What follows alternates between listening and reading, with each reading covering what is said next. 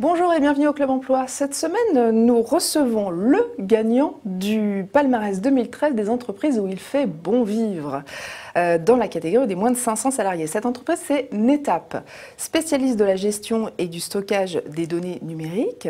165 salariés en France, mais derrière, il y a un énorme groupe mondial de 12 000 salariés répartis un peu partout dans le monde. Alors comment NetApp chouchoute-t-il ses salariés, mais aussi pourquoi est-ce utile d'avoir des salariés heureux? Et puis est-ce que cette entreprise recrute?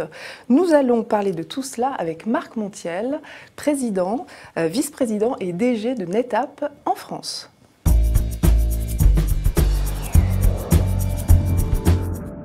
Marc Montiel, bonjour. Bonjour. Et bienvenue. Alors, ça y est, ça c'est fait. Hein, vous étiez 14e il y a 5 ans dans ce fameux classement des entreprises où il fait bon vivre et vous êtes premier aujourd'hui.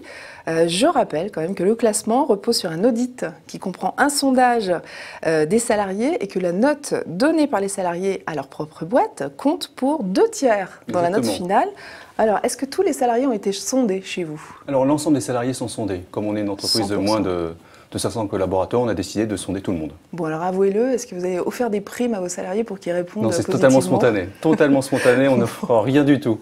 Et on en est très fiers d'ailleurs. Alors, est-ce que c'est vrai que vous vous êtes inspiré d'autres entreprises qui étaient gagnantes les années précédentes pour, ce qu'on a fait, progresser? Ce qu'on a fait avec ma DRH l'année dernière, on s'est dit, bon, on veut quand même progresser. Oui. Et on s'est dit, bon, on va aller voir les meilleurs. Et on a eu la chance, grâce à Great Place to Work, de rencontrer les lauréats des années précédentes. Vous avez rencontré qui? On a rencontré PepsiCo et Microsoft. Ouais, c'était pas effectivement on voulait voir ce qu'ils avaient mis en place. Les meilleurs dans la catégorie des plus de 500. Exactement. Alors, quelles sont, d'après vous, les actions qui vous ont fait gagner justement des places dans ce classement Great Place to Work? Je vais y arriver.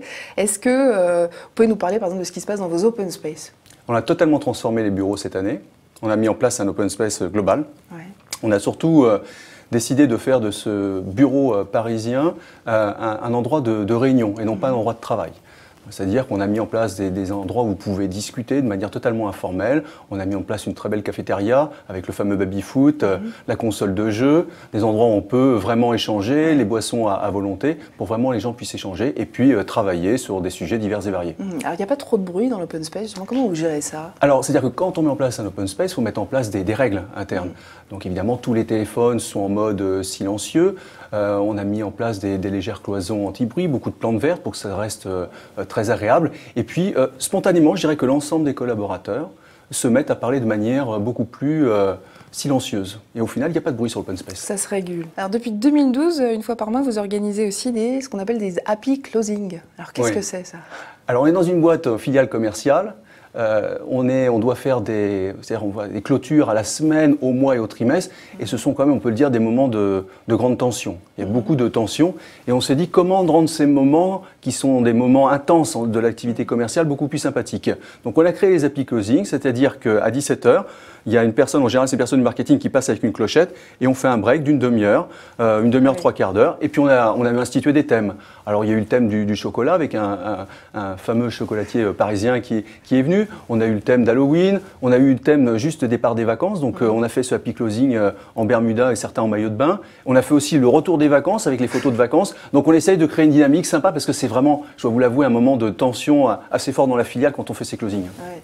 Alors est-ce qu'il y a des moments où on peut donner son avis sur le fonctionnement de l'entreprise? Je ne sais pas, dans les entretiens annuels quand même, il y a des moments formels comme ça où ça se fait justement dans les cafettes, au détour des réunions? Alors il y a des entretiens formels, alors c'est 2 fois par an, vous avez la capacité de rencontrer votre manager dans un processus qui est mis en place par les RH au niveau corporate. Mais comme on a mis en place cet open space, n'importe qui dans l'entreprise peut venir me voir en me disant « Marc, j'ai vu ça, ça serait intéressant de faire ci ». De la même manière, il peut le faire avec le directeur commercial, le directeur des ventes indirectes, les ressources humaines. Donc on prend énormément d'infos en permanence. C'est pour ça que moi je souhaitais vraiment être au cœur de l'open space, pour en permanence rester connecté. Il n'y a rien de pire que de se retrouver dans sa tour d'ivoire et d'avoir une idée très faussée de ce qui se passe sur le terrain. Vous êtes vraiment dans l'open space, avec tout le monde. Oui, avec le même bureau que tout le monde. Voilà. Et les membres du CODIR aussi? Ah oui, tout le monde. Ah oui, il n'y a pas d'exception. Est-ce que ce prix, d'après vous, rapporte davantage de candidatures qualifiées à l'entreprise? Est-ce que ça marche comme ça? Bien sûr, on attire les talents avec un tel... Vous l'avez mesuré, ça? On le mesure, oui, par les candidatures spontanées. Il y a 6 ans, quand j'ai pris la direction de la filiale, je peux vous assurer que c'était très difficile d'attirer des talents chez NetApp. On n'était pas connus. C'était un secteur high-tech qui attire moins que les grands du luxe ou du marketing et autres. Et là, on le voit suite à l'annonce des résultats hier, j'ai eu beaucoup de CV spontanés en disant c'est super, j'ai envie de travailler dans une entreprise qui, à la fois, a des performances économiques et puis aussi traite bien ses collaborateurs.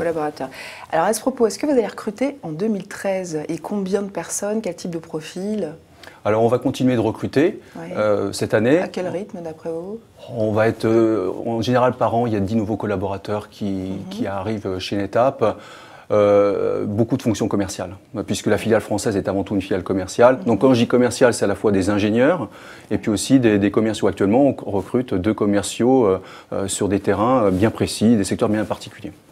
Est-ce qu'il y a moyen de faire carrière à l'étranger, dans le reste du groupe? Je le disais tout à l'heure, 12 000 collaborateurs dans le monde. Est-ce qu'il y a moyen de faire carrière quand on est embauché en France?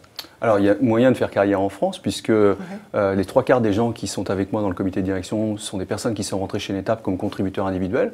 Donc, chacun a eu l'opportunité de se développer et de changer de service et donc de prendre des fonctions beaucoup plus importantes. Il y a des passerelles possibles avec l'international? Avec l'international, sur des fonctions, alors plutôt des fonctions comme nous sommes une filiale commerciale. En général, un commercial est très centré sur son pays, mais on a des personnes qui sont parties, par exemple, à Boulder, au Colorado, pour prendre d'autres missions.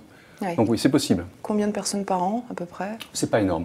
C'est pas énorme. C'est un axe de progression. C'est un axe de progression, mais c'est une poignée de collaborateurs. On est en train de mettre en place tout ce qu'on appelle le talent review pour permettre aux collaborateurs de se projeter chez NetApp France, mais aussi de se projeter chez NetApp à l'international.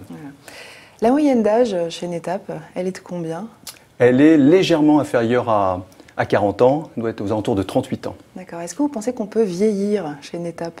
Est-ce que vous avez des seniors d'ailleurs? On a beaucoup de seniors, oui. Seniors, c'est quel âge pour vous?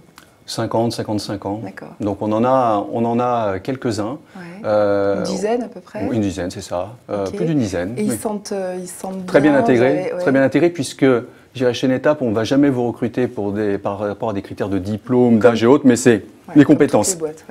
Les compétences. Et donc le mixage des générations se fait sans problème? Se fait sans problème. Et la société était une ancienne start-up qui est grossie, donc les gens ont vieilli aussi avec la start-up. J'ai eu une autre actu qui m'a fait penser à vous. C'est une entreprise qui a été épinglée cette semaine par la CNIL pour avoir espionné ses salariés avec un keylogger. Alors vous savez ce que c'est, je peux m'expliquer, c'est une sorte de mouchard dans le clavier qui enregistre tout ce que vous tapez. Chez vous, il y a quand même des grandes questions de sécurité parce que vous avez des clients assez sensibles. Comment vous vous assurez de la loyauté de vos collaborateurs? C'est qu'une relation de confiance. Oui, mais alors une fois qu'on a dit ça... tout est basé sur la confiance, c'est-à-dire qu'on part du principe qu'on est dans un monde ouvert, donc les collaborateurs ont accès à toute l'information au travers de tous les outils qu'on met à disposition, mais c'est vraiment une relation de confiance. Comme je vous le disais, vous n'êtes pas obligé de venir au bureau pour travailler, donc vous pouvez travailler de n'importe où, avec tous les outils que l'on met à votre disposition. Est-ce que le télétravail est répandu chez vous? Tous les collaborateurs travaillent de chez eux. En fait, ils s'adaptent en fonction de leurs contraintes. L'essentiel, c'est qu'on arrive à l'objectif commun. Donc, c'est vraiment une relation de confiance. Évidemment, après, on a des marchés stratégiques. Et puis après, sur des projets ponctuels, on va mettre en place les mesures de sécurité. Mais autrement, tout est ouvert. C'est la stratégie. C'est notre volonté, c'est la stratégie. Pas de mouchard chez vous? Pas de mouchard. Est-ce qu'il y a un autre prix que vous souhaiteriez décrocher pour votre entreprise? Un autre prix? Oui.